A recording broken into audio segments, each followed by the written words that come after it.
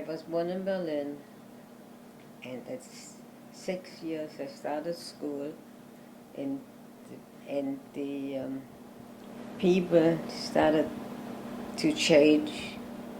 There were certain things already that the Germans were doing something, but not what later was come. It was just that they took care of certain things, and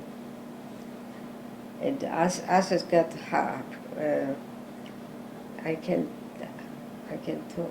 As it gets that faster, Jewish people could not go into the German parks. There was one park with a white paint that they allowed Jewish people to use. Others were not allowed. So nobody used the white one because you could have gotten killed. So that was the first, that's how it started. So I didn't know for nothing. I was 6 years old. I didn't know, really. And as I went to school, my school was like a private Jewish school, very, very famous.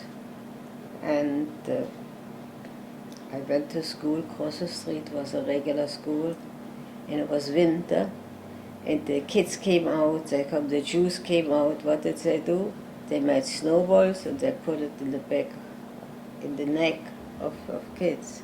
I came home, I was soaked up because the things started to melt, and I said to myself, what are they doing? So my mother said, change your clothes. Or should she tell me? I was a kid.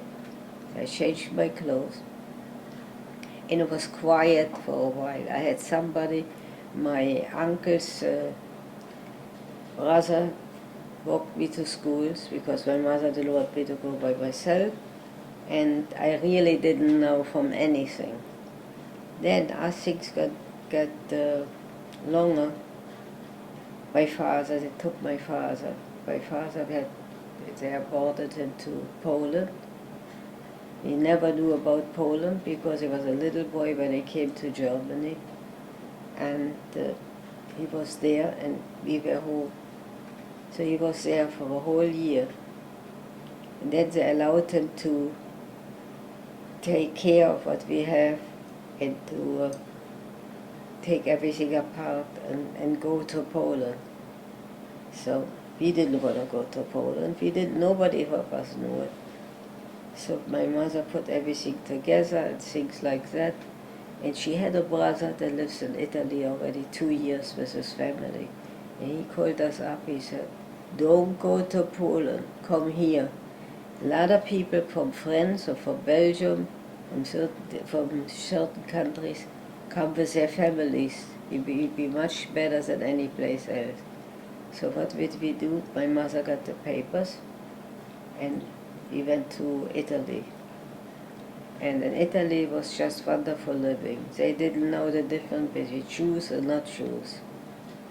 And but then it started to get very shaky. But we became visas for the United States, but could not go. Why? Because the war started. So we remained in Italy. I lived there 4 years. We came to Italy. At that time I was 13 years old. And we were very comfortable. They didn't mind that we were Jewish, but you could not work.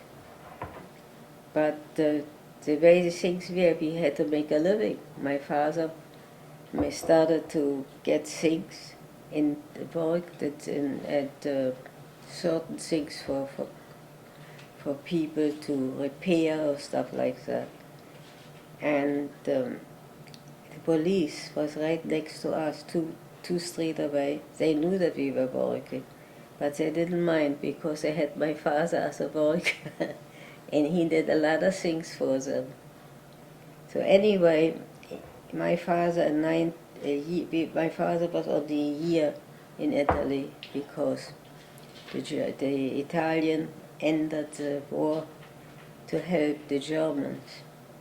So he had to go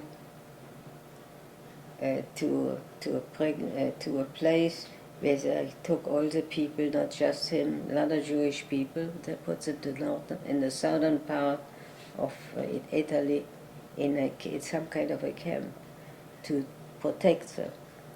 So my father was there 1 year, and we were the regular place. We felt comfortable because you were very much helped. The Italians, I can only say they're like gold. They didn't do any. The Germans started, but they said nothing. You understand? So they really didn't know who we were. But at that time I spoke fluently Italian, very good. I went to school there, and so my brother too.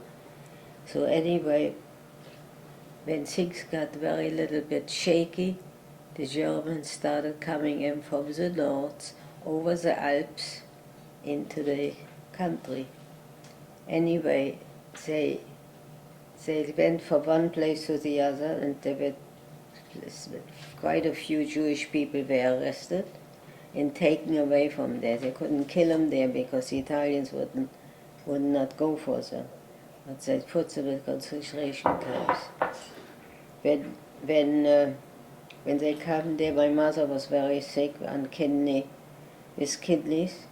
and we were kids. We didn't know what to do, but there was an elderly couple, and they loved us very much. Their son was in England, and they had anybody in Italy. So my brother and I were their children, grandchildren, whatever. And they went over to my mother and said, "Look, you cannot stay here. You gotta go. We gotta find a way to leave the country because the things are getting very, very poor." So my mother said, "What can I do? I don't have the money." She said, "Don't worry, I'll take care of it." So this man got to a small city in Italy, and we met some men that knew about everything. It was not a Jewish man. And he said he's going to take us if we pay so and so much in money.